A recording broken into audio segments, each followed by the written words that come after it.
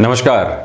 7 अप्रैल 2019 का राशिफल क्या कहता है, गतिविधियां किस तरह से हमारे लिए परिवर्तित हो सकती हैं और इस दिन में जो क्रमबद्ध तरीका है वो कैसे हमारे सामने निकल कर आएगा, कौन सी संभावनाएं हमारे सामने बन रही है, इसकी संपूर्ण चर्चा लेकर मैं आप सभी के समक्ष यहाँ उपस्थित हूँ।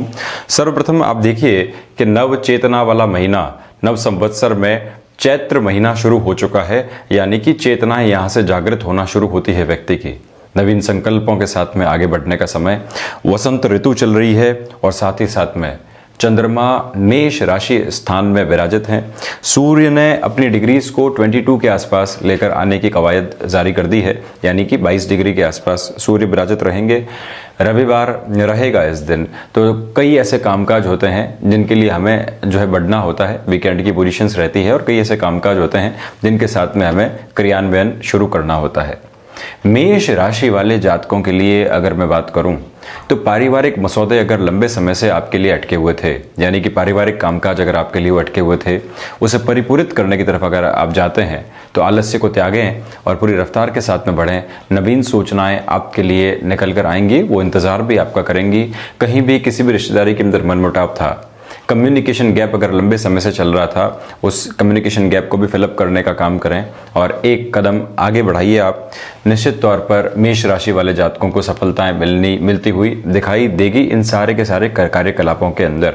अगर आप अपने जॉब को लेकर चिंतित हैं और चेंज करना चाहते हैं, if you want to change your job, तो इसी दिन बैठकर अगर आप CV आदि फिर से अगर रिफ्रेश करते हैं, ब्रशअप करते हैं, तो उस दिन को भी इसके लिए मुफीद कहा जाएगा, अच्छा कहा जाएगा, क्योंकि चंद्रमा सपोर्टिव अप्रोच के अंदर है आपके लिए। ये जो राशिफल हमारे द्वारा प्रस्तुत रहता है, इसका जो मुख्य आधार है वो चंद्र राशि है।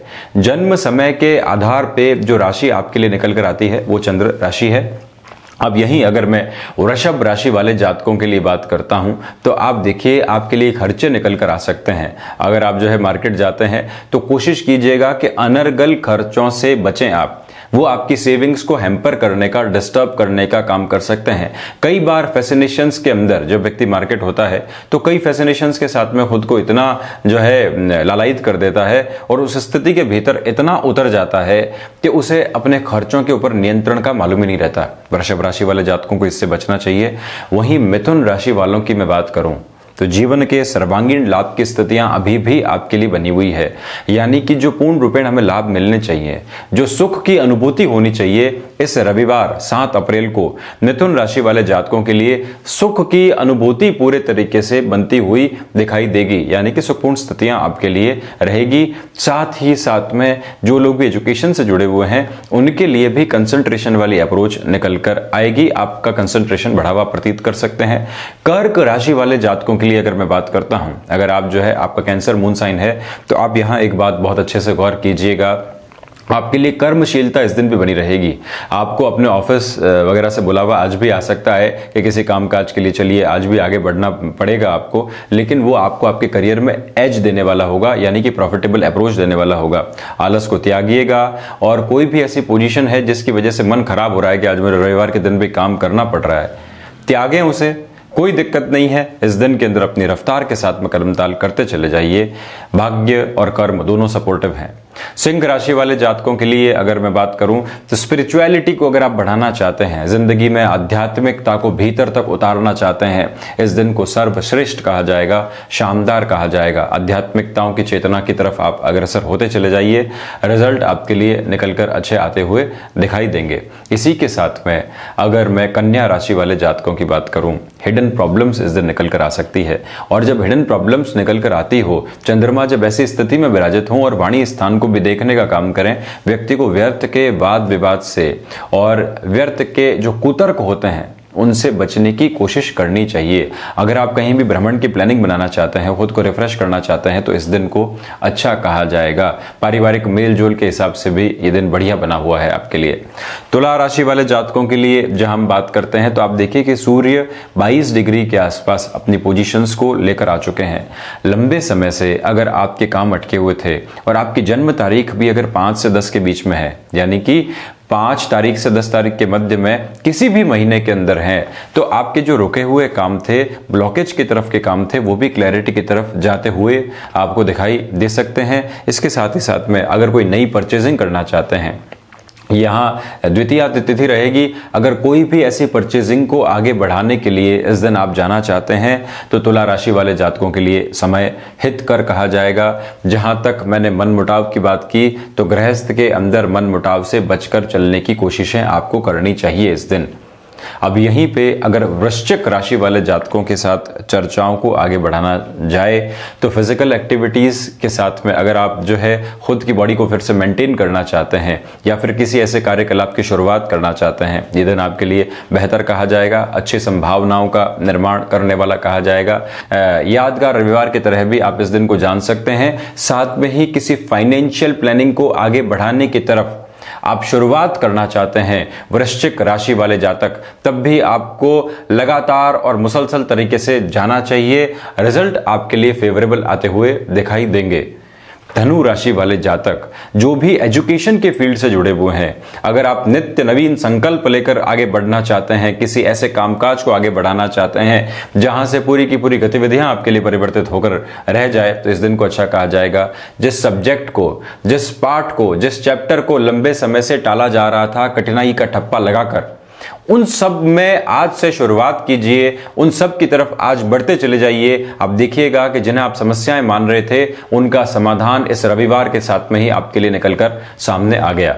मकर राशि वाले जातकों के लिए अगर बात की जाए, किसी भी इलेक्ट्रॉनिक इक्विपमेंट को परचेस करना चाहते हैं, व्यापारी वर्ग, आप ये ध्यान रखिएगा कि मकर राशि वाले जातकों के लिए इस दिन बेनिफिट की संभावनाएं पूरे तरीके से निकलकर सामने आ रही है। सर्वप्रथम जिस स्थिति का हमें ध्यान रखना है वो ये है कि अगर आपकी शॉप है, अगर आप किसी बिजनेस के अंदर इंडल्ज हैं, तो उसके समय के अंदर थोड़ी सी अवधि को बढ़ा दीजिएगा। अगर आप 8:30 अपनी शॉप ओपन करते हैं तो 8 के आसपास जाइएगा, और अगर 9 तक अगर आप इसे क्लोजिंग टाइम मानते हैं तो उसे भी रात को 10 बजे तक लेकर जाइएगा। क्योंकि अगर मान लीजिए कस्टमर आपके पास में उस समय अंतराल में भी आते हैं, क्योंकि दिन अच्छा बना हुआ है, तो उसे इनकैश करने की तरफ हमें जरूर जाना चाहिए अगर आप मकर राशि वाले जातक हैं तो। कुंभ राशि वाले जातकों के लिए जहां तक मैं बात करता हूं, ऑफिस से आपके लिए भी जो है बुलावा तैयार है। जैसे मिथुन राशि वालों के लिए संभावनाएं बन रही है, कुंभ राशि वालों के लिए भी ऐसी ही संभावनाएं बनती हुई दिखाई दे रही है। साथ ही साथ में पराक्रम की हद बढ़ती चली जाएगी। किसी सामाजिक संगठन से अगर आप जुड़े हुए हैं कुंभ राशि वाले जातक, राजनीतिक वर्चस्व को स्थापित करना चाहते हैं, तब भी कुंभ राशि वाले जातकों के लिए ये दिन और ये समय अंतराल बहुत ही शानदार और बढ़िया संभावनाओं वाला कहा जा सकता है। भाई बहनों में रिश्तों के साथ में जो तल्खियां बनी हुई थी वो अभी भी लगातार तरीके से बनी रहेगी, उससे बचाव करने की कोशिश कीजिएगा। मीन राशि वाले जातकों के लिए मैं यहां बात करूं तो 6 तारीख से स्थितियां बहुत अधिक आपके लिए परिवर्तित होती हुई दिखाई नहीं दे रही है। दिक्कत और दुविधाएं अभी भी सामने हैं। कम्युनिकेशन के अंदर गैप और लिक्विडिटी का ब्लॉकेज का सामना आपको इस दिन भी करना पड़ेगा। थोड़ा सा खुद की रफ्तार को परिवर्तित करने की कोशिश कीजिए। कुछ अगर नई इंटेलिजेंस की तरफ जाना चाहते हैं, कुछ नया एड ऑन करना चाहते हैं, तो इस दिन आपको रुककर चलने की आवश्यकताएं रहेंगी। तो ये तो थी 12 ही राशि वाले जातकों के लिए 7 अप्रैल 2019 के राशिफल की चर्चा कि किस तरह के घटनाक्रम आपके समक्ष आ रहे हैं। मां का त्योहार चल रहा है। या देवी सर्वभूतेषु विद्या रूपेण संस्थिता, या देवी सर्वभूतेषु शक्ति रूपेण संस्थिता, या देवी सर्वभूतेषु मनसः रूपेण संस्थिता, या देवी सर्वभूतेषु विवेक रूपेण संस्थिता, या देवी सर्वभूतेषु सामर्थ्य रूपेण संस्थिता, या देवी सर्वभूतेषु वाक रूपेण संस्थिता। यानी कि हम जो जीवन के अंदर चाहते हैं, हम जिस तरह की स्थितियां जीवन के अंदर चाहते हैं, मां के साथ में लगातार उसी आशीर्वाद की प्रतीक्षा के साथ और उसी आशीर्वाद की गुहार के साथ इन मंत्रों का जाप करते चले जाएं। महिषासुर मर्दनी स्तोत्र और दुर्गा सप्तशती का वाचन, पठन और मनन लगातार करते चले जाएं। मैं ऐसी ही कामनाओं के साथ समय दर समय आप सभी से मिलता रहूंगा। कल 8 अप्रैल वीकडेज का पहला दिन है, तो क्या संभावना इस पूरे हफ्ते में घटित होगी, इसकी भी हमें क्रक्स के रूप में आप सभी के समक्ष चर्चा रखने का कार्य करेंगे। तब तक के लिए बहुत बहुत धन्यवाद।